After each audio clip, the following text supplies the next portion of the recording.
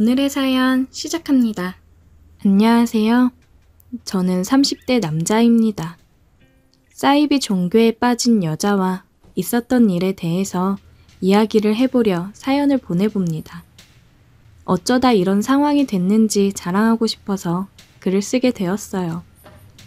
저는 종교 활동을 하는 사람들에 대해서 크게 안 좋은 인식이 있다거나 하지는 않았습니다. 무교이긴 하나 각자 종교에 대한 신앙심에 대해서 존중을 하는 편이에요.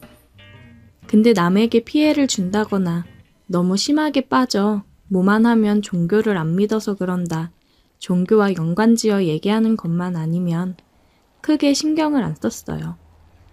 근데 요즘은 사이비 같은 종교에 빠져 남에게 피해를 주는 경우가 많은데 그런 건 안 좋게 생각하고 있어요. 이번 일을 통해서 생각보다 많은 사람이 사이비 종교에 빠져 있다는 걸 알게 됐어요. 제가 평소에 굉장히 좋게 봤던 누나가 한 명 있습니다. 언젠간 이 여자를 꼭 내 여자로 만들고 싶다고 생각을 했어요. 하루는 저한테 같이 교회에 가지 않겠냐고 하더라고요. 평소에 그 누나는 술도 많이 마시고 겉모습도 굉장히 화려해서 교회를 다니는 사람처럼 보이지 않아서 종교를 가지고 있다는 사실에도 놀랐고 당황스러웠지만 이 일을 계기로 더 자주 만나면 가까워질 수 있겠다는 생각을 했습니다. 그 누나는 저보다 한 살이 많았고 딱히 친해질 계기가 없어서 가끔 안부 인사 정도의 연락만 주고받는 사이였어요. 정말 매력적으로 생겼고 몸매도 좋아서 계속 관심이 갔어요. 누나를 따라서 교회를 가보니 거기에 생각보다 미인이 많더라고요. 하지만 저는 누나에게 관심이 많았기 때문에 다른 여자들은 눈에 들어오지 않았고 항상 누나 옆에만 딱 붙어 다녔습니다. 근데 누나를 따라 몇 번 가다 보니 말이 교회지 뭔가 이상한 느낌이 들었어요. 십자가가 걸려있는 것도 아니고 어떤 남자 사진이 크게 걸려있더라고요. 그리고 목사라는 사람은 검은색 벤츠를 타고 두꺼운 금 목걸이를 하고 이상하게 생긴 왕관까지 쓰고 나왔습니다. 그때 느낌이 딱 오더라고요. 여기는 일반적인 교회가 아니라 그들만의 교주를 믿는 사이비 종교라는 사실을 말입니다. 예배를 한다고 하는데 하는 말들도 굉장히 이상했어요. 교회에서 나눠주는 물을 항상 마셔야 한다. 그 물을 마시면 수명이 20년은 늘어난다. 천국에 갈 수 있는 사람의 숫자는 정해져 있다면서 자기를 믿는 자들만이 지구 종말의 날 함께 올라갈 수 있는 거라고 말도 안 되는 소리를 했습니다. 성경 공부 시간이 있는데 성경책도 이상하더라고요. 성경책 자체도 엄청나게 얇았고 내용들도 이상했어요. 근데 저는 교회에 나오는 다른 목적이 있었기 때문에 누나랑 좋은 관계를 유지하기 위해서 별 생각 없이 다니기만 했습니다. 근데 한 달 정도 따라다녔는데 누나와의 관계는 별다른 진전이 없었고 교회에서는 봉사활동 나가고 저는 없는 돈 모아 헌금까지 냈는데 제게 돌아오는 건 교주님의 지겨운 잔소리뿐이었습니다. 그러다 보니 저는 교회에 내는 헌금도 줄이고 밥도 먹지 않고 중간에 먼저 가기도 했어요. 그러자 교주님이 저를 불러서 요즘 교회 나오는 게 힘드냐며 우리의 천국으로 가려면 헌금을 두둑히 내야 한다고 하더라고요. 저는 교주에게 잘 보일 필요가 없었기 때문에 가진 돈이 이거밖에 없어서 낸 건데 뭐 어쩌라는 거냐고 배째라는 식으로 나갔더니 그런 자세로는 우리의 천국에 갈 수 없다고 하더라고요. 제가 가고 싶은 곳은 누나와 함께 홍콩을 가는 것 뿐이기 때문에 천국에 안 가도 상관없다고 얘기를 했습니다. 저의 그런 태도에 당황했는지 저를 데리고 온 누나를 통해서 저를 설득시키려고 하더라고요. 누나가 저에게 평소보다 다정한 목소리로 묻더라고요. 요즘 교회 다니면서 뭐 힘들거나 불편한 게 있냐고. 교주님도 많이 서운해하신다고 했습니다. 저는 기회다 싶어 요즘 좋아하는 사람이 생겨 교회에 나오는 거에 집중이 안 된다고 했어요.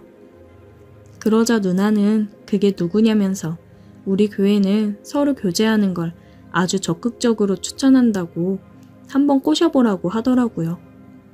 저는 그 사람은 바로 누나라고 얘기를 했어요.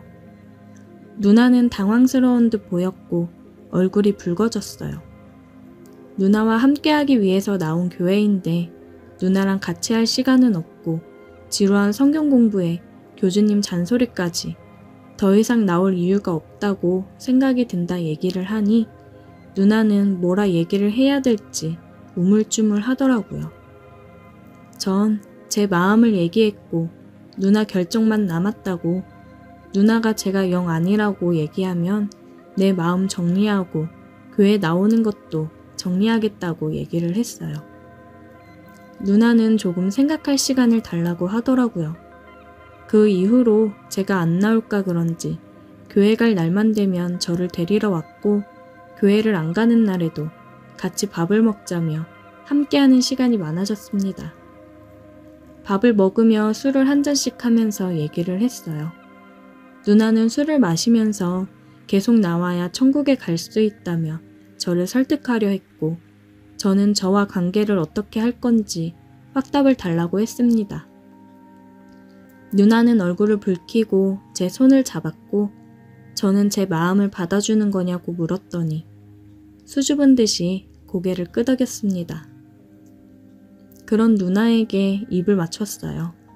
누나랑 저는 더 깊은 사이로 발전을 했고 누나는 이제 교회 빠지지 말고 같이 나가기로 약속한 거라고 얘기를 하더라고요.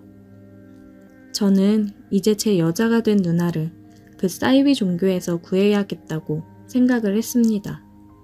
그 교주란 인간이 밖에서 어떻게 하고 다니는지 제가 봤거든요. 길 가다 우연히 보게 되었는데 길거리에서 노출이 심한 옷을 입을 여자한테 어깨동무를 하며 담배를 피우고 있더라고요. 동네에서 제일 나쁘다고 소문난 양아치들이랑 어울려 있는 모습을 목격했습니다. 항상 바르고 정직한 모습의 교주만 보다가 이런 모습의 교주를 보면 누나도 충격을 받고 그 교회에서 빠져나올 수 있을 거라고 생각을 했어요.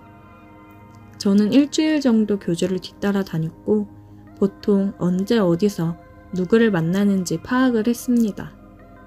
그리고 누나에게 보여줄 게 있다며 데리고 와서 교주가 술집으로 향하는 모습을 보여줬어요.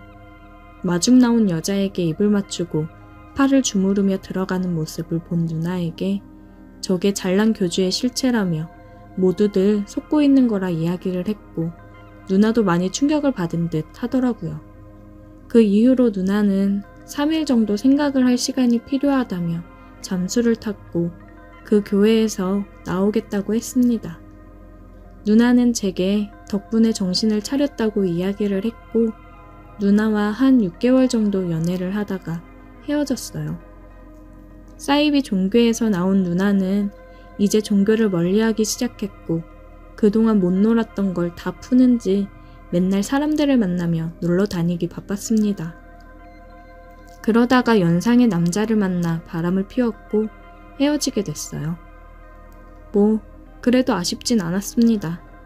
저도 누나랑 즐길 만큼 다 즐겼고 제게도 귀여운 신입생이 관심이 있다며 연락을 해오고 있었거든요. 누나를 만나면서 한 가지 교훈을 얻은 건 사이비에 빠진 여자는 절대 만나지 말아야겠다는 교훈을 얻었네요. 오늘의 사연 여기까지입니다. 오늘도 들어주셔서 감사해요.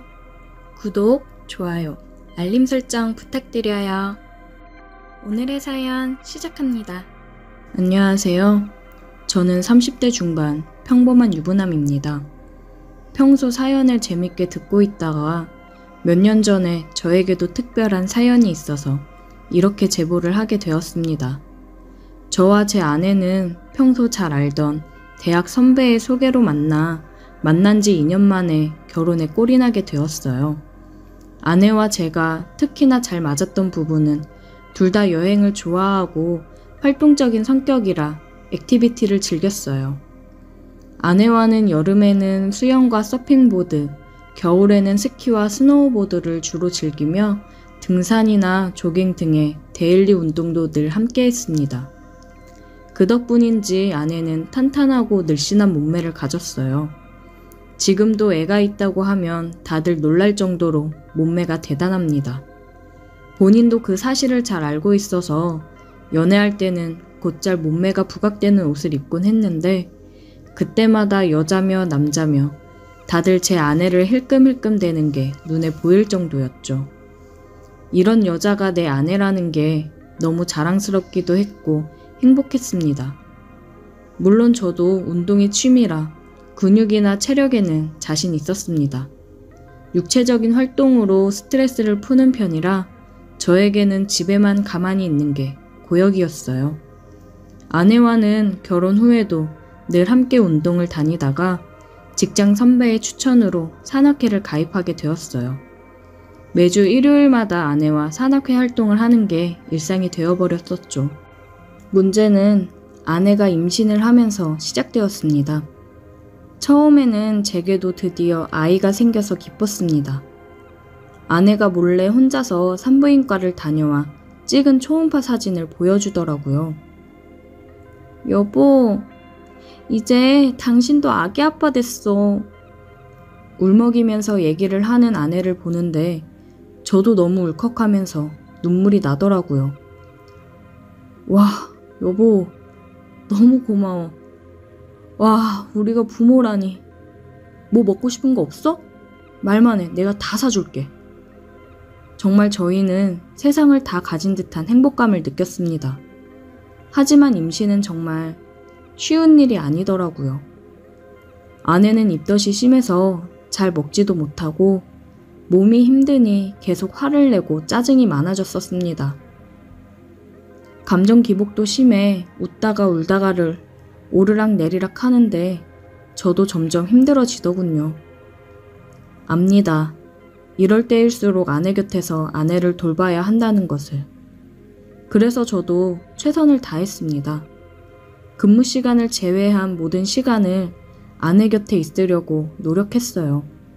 제가 정성을 다해 아내를 돌보자 아내도 고맙고 미안해 했습니다.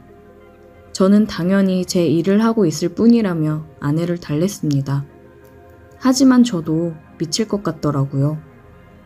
평일이고 주말이고 항상 집에서 아내를 돌보자니 활동적인 것을 좋아해 집에 있는 게 고역인 제게는 하루하루가 힘들었습니다. 스트레스를 풀 곳이 없어서 두통이 심해졌어요. 그렇게 타이레놀 먹으며 하루하루를 연명하고 있었습니다. 그런데 어느 주말에 쉬고 있는데 아내가 대뜸 엄마가 해준 밥이 먹고 싶다고 하더라고요.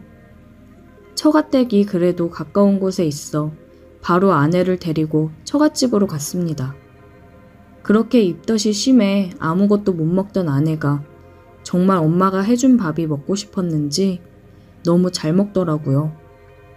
처가에서도 그런 아내가 안쓰러웠는지 애 낳을 때까지는 그냥 여기서 지내라며 너가 좋아하는 거 많이 해주겠다고 아내를 붙잡았습니다. 고민을 하다가 아내의 입덧이 끝날 때까지는 처가에서 지내기로 했습니다. 아내는 제 식사나 이런 걸 걱정했지만 저는 신경 쓰지 말고 푹 쉬라고 얘기했어요. 저야 회사에서 먹고 시켜 먹어도 되고 저희 집에 가끔 가서 먹어도 되니까요. 여보, 너무 고마워. 내가 입덧하느라 힘들어서 그동안 짜증도 많이 냈는데 다 이해하고 받아줘서 고마워. 입덧 괜찮아지면 내가 맛있는 것도 많이 해줄게. 조금만 고생해줘. 고맙긴 당연히 해야 되는 건데 당신이 아무것도 못 먹고 힘들어하는데 내가 옆에서 해줄 수 있는 게 없으니까 미안하지. 여기서 지내면서 장모님이 해주시는 맛있는 음식 먹고 괜찮아지면 집으로 와. 내 걱정은 하지 말고 나도 자주 올게. 그렇게 아내를 처갓집에 두고 저는 집으로 돌아왔습니다. 생각해보니 결혼 후 아내가 없이 주말을 보낸 적이 한 번도 없더라고요. 그래서 막상 아내를 처가에 데려다주고 집에 오는데 좀 허전하긴 하더군요. 그래도 몸도 좀 풀고 바람도 쐴 겸 한강에 자전거를 타러 나갔습니다. 바람을 맞으며 달리는데 정말 행복했어요. 저녁에는 오랜만에 친구를 만나 한잔 했습니다. 오랜만에 맥주를 마시니 그렇게 좋을 수가 없더군요. 다음 날에는 오랜만에 산악회에 나갔어요. 아내가 임신한 후로는 나간 적이 없었거든요. 새로 들어온 멤버가 있었는데 눈에 확 들어왔습니다. 그 여자분은 야외 활동을 한 번도 하지 않은 것처럼 정말 새하얀 피부에 여리여리한 체구를 가지고 있었어요. 산행을 시작하자 다들 하나둘씩 무리를 지어 이동하는데 저와 그 여자분만 일행이 없어 자연스레 산행을 같이 하게 되었습니다. 이런저런 얘기를 나누며 산을 오르는데 그녀는 산악회를 시작한 지 얼마 되지 않았다고 하더라고요. 그래서 그런지 등산 초반부터 힘들어 하길래 옆에서 부축해주며 그녀의 페이스에 맞춰 오르다 보니 저희만 많이 뒤처져 있었습니다. 그녀는 많이 미안해했지만 저는 괜찮다며 꼭 정상 등반을 해야 하는 건 아니니 무리하지 말라며 그녀를 안심시켰습니다. 결국 저희는 중간에서 내려오는 무리를 만나 함께 하산했어요. 그렇게 뒤풀이도 함께 가서 금방 친해지게 되었어요. 다음 주에도 산악회에 나가자 그녀가 반갑다는 듯이 제게 인사를 건네며 제 옆으로 왔습니다. 그렇게 매주 산행을 함께하며 우린 점점 더 가까워졌어요. 그러던 어느 날 그녀에게서 연락이 왔습니다. 산악회 단톡방에서 저를 보고는 저에게만 따로 연락을 했더라고요. 토요일에 시간이 되면 산악 장비를 사고 싶은데 자기는 봐도 잘 모르니 혹시 같이 가줄 수 있냐고 묻더군요. 흔쾌히 수락했습니다. 그렇게 매주 일요일에 만나던 그녀를 토요일에도 만나게 되었어요. 처음에 그녀를 본 순간 사실 깜짝 놀랐습니다. 항상 등산복을 입고 있던 그녀를 보다가 하얀 원피스를 입은 모습을 보는데 그녀의 하얀 피부가 더 부각되어 그렇게 청순 가련할 수가 없었어요. 너무 예쁘더군요. 제가 살짝 벙쪄 있자 뭘 그렇게 서 있냐며 자연스레 제 손을 잡아 이끌더군요. 사실 산행하면서 도와주느냐 항상 손을 잡았지만 이때는 좀 묘했습니다. 데이트를 하는 것 같더라고요. 그렇게 그녀의 손에 이끌려 매장에 들어가 신발이며 스틱, 가방 등등을 샀어요. 꽤 장비가 많아 혼자 들고 가긴 무거워 보여 집까지 데려다 주었습니다. 물건을 같이 들어주다 보니 자연스레 그녀의 집에 들어가게 되었어요. 혼자 사는 집 치고는 꽤 넓더라고요. 그녀는 오늘 고마웠다며 저녁이라도 먹고 가라며 저를 붙잡았습니다. 그렇게 그녀의 집에서 단둘이 치맥을 하게 되었어요. 그녀는 제 옆에 앉아서 계속 웃으며 스킨십을 하는데 저도 아내랑 떨어져 있은 지 오래되어 금방 몸이 달아오르더군요. 그래서 저도 대담하게 그녀에게 다가갔습니다. 거부하지 않더라고요. 자연스레 그녀의 허리를 감싸 안고 키스를 했습니다. 그리고 그녀와 함께 좋은 시간을 보냈어요. 체력이 좋은 줄은 알았지만 이 정도일 줄은 몰랐다며 하지만 그래서 더 좋았다고 하더군요.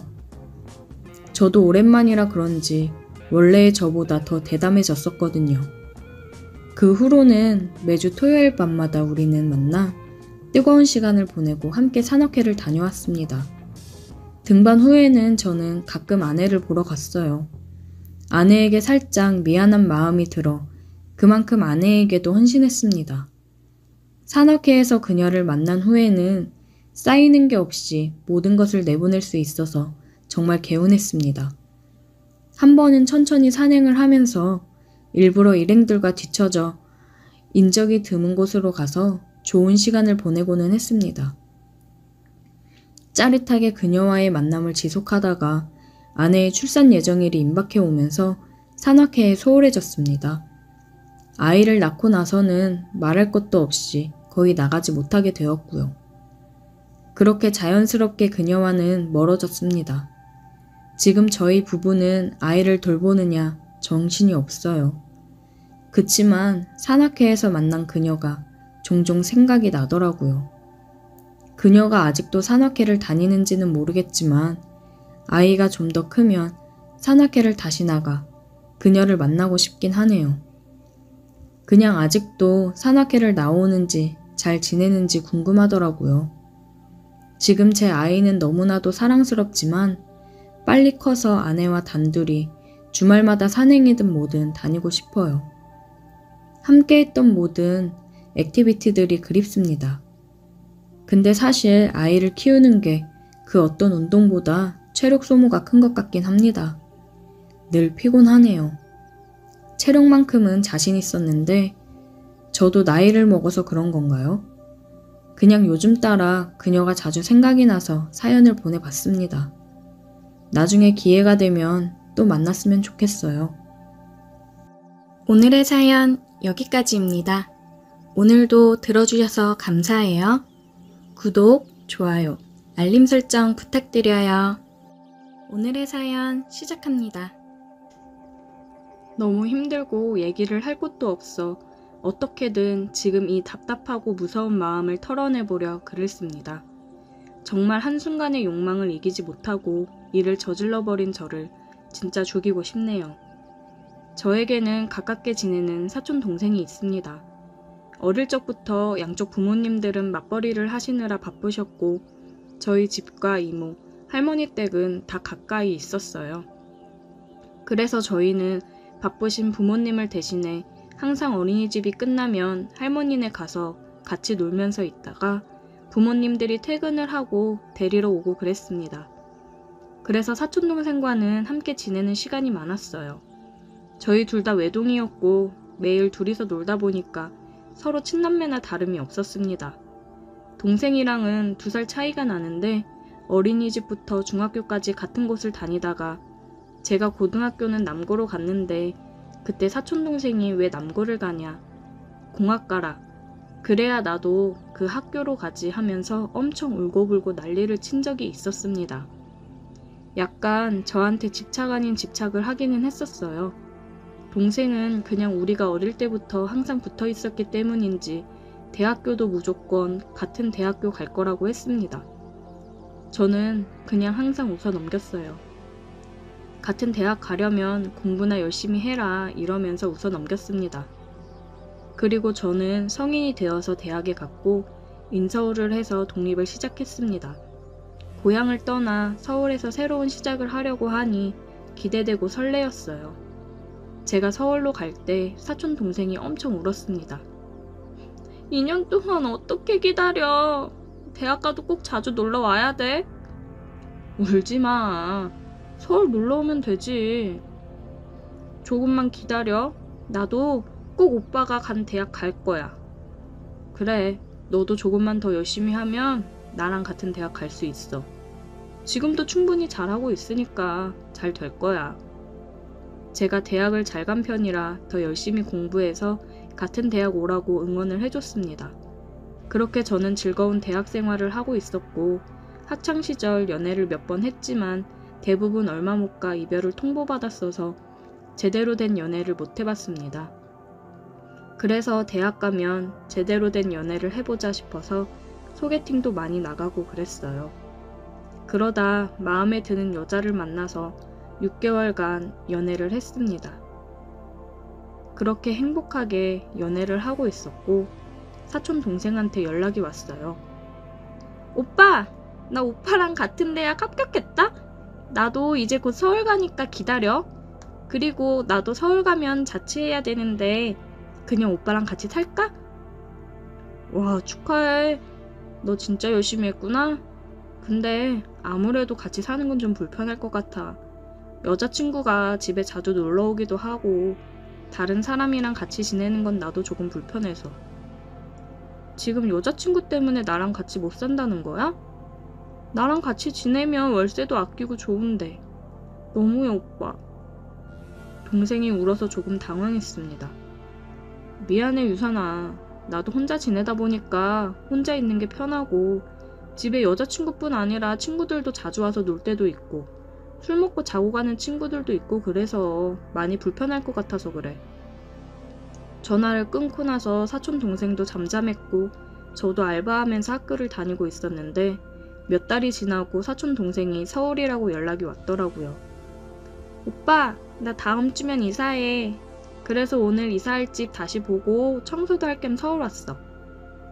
집 구했어? 어디쯤으로 구했어? 그건 이따가 보면 알 거야.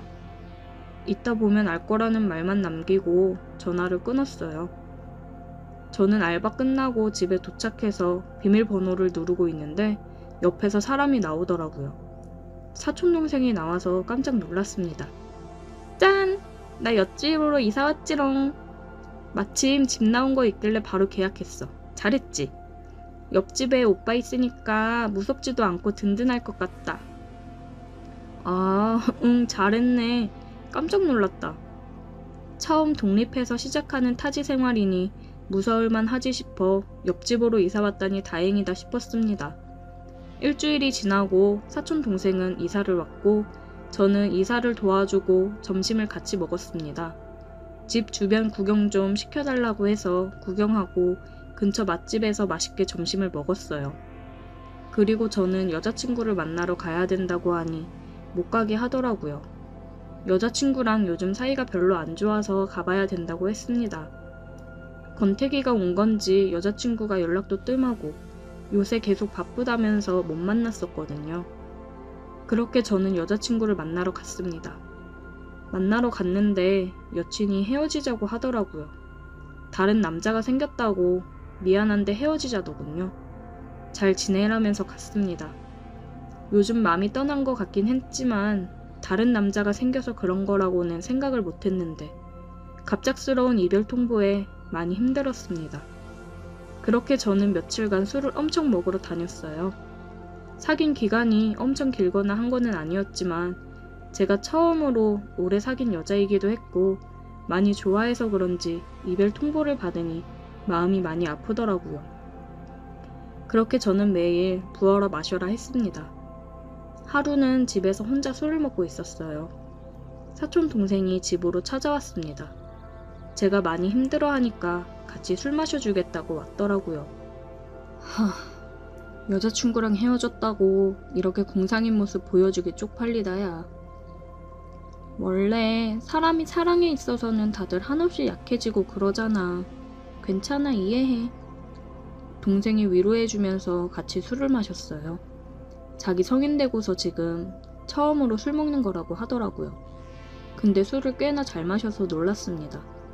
사촌 동생이 위로를 잘해주어서 저는 계속 신세한탄을 하면서 술을 마셨어요. 제가 너무 힘들어하면서 술을 많이 마시자 저를 안아주면서 그러더라고요. 오빠, 좋은 인연 금방 다시 생길 거야. 너무 힘들어하지 마. 야, 고맙다. 그래도 동생이라고 이렇게 위로를 해주네.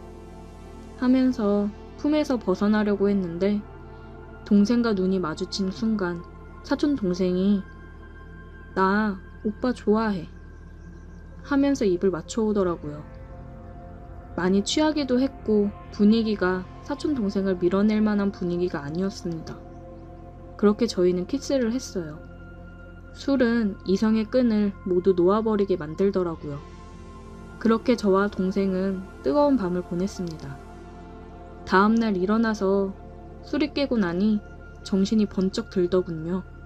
옆에서 자고 있는 사촌동생을 보니 머리가 새하얘졌습니다. 저는 얼른 옷을 갈아입었고 동생을 깨웠습니다. 유선아, 내가 진짜 미안하다. 너무 많이 취했었나봐. 내가 제정신이 아니었어. 오빠, 미안할 게 뭐가 있어? 우리 서로 사랑해서 그런 건데 왜 미안해? 미안해. 그냥 술에 취해서 실수한 거야. 정말 미안해. 그러니 사촌동생이 돌변하더라고요. 나 그럼 우리 부모님이랑 이모한테 다 얘기할 거야. 그냥 우리 둘 다 취해서 한 실수야. 그냥 없던 일로 생각하고 지내자. 너가 나 보기 불편할 것 같으면 내가 이사할게. 나는 실수 아니야. 나 오빠 좋아해. 예전부터 좋아했어. 그래서 내가 오빠랑 같은 대학 다니려고 얼마나 악착같이 공부해서 합격한 건데. 저는 머리가 너무 아팠어요. 저한테 좋은 감정이 있는 거는 알았지만 그냥 정말 우리는 남매처럼 자라왔으니까 그런 애정인 줄 알았지 이성의 감정을 가지고 있을 거라고는 생각하지 못했습니다. 아무한테도 얘기하지 말고 우리 둘이 이렇게 살면 안 되는 거야? 전 도저히 사촌 동생이 여자로 보이지 않았어요. 유선아, 어떻게 그러니? 진짜 미안하다. 나 온 집안 사람들한테 연락해서 다 얘기하고 대학에도 소문 다 낼 거야. 정말 눈빛이 무서웠어요. 진짜 큰일 났다 싶었습니다. 저는 일단 사촌동생이 원하는 대로 해줬어요. 대학 가서 사람들을 만나다 보면 다른 남자에게 마음이 가겠지. 그때까지 기분 맞춰주면서 지내보자 싶었습니다. 사촌동생은 저랑 연인처럼 지내길 원했고 저는 그런 사촌동생한테 맞춰가며 지냈습니다. 사촌동생은 자주 하기를 원했어요. 키스하고 할 때마다 제 마음은 점점 무거운 무언가가 가슴을 짓누르는 듯 했습니다. 저는 계속해서 정말 후회하지 말고 다시 한번 잘 생각해보라며 설득했지만 그럴 때마다 사촌동생은 저를 협박했습니다. 정말 시간이 지날수록 무서워졌어요. 이 관계를 계속 유지하는 게 맞는 걸까요? 어디 멀리 해외라도 가고 싶은데 그래도 쫓아올 것 같고 떠난다고 한들 가만히 있지 않고 저를 쓰레기로 만들 게 분명하니 이러지도 저러지도 못하고 죽겠습니다. 제가 어떻게 해야 되는 걸까요? 정말 술 취해 한순간의 실수로 제 인생은 나락으로 빠졌습니다. 오늘의 사연 여기까지입니다. 오늘도 들어주셔서 감사해요. 구독, 좋아요, 알림 설정 부탁드려요.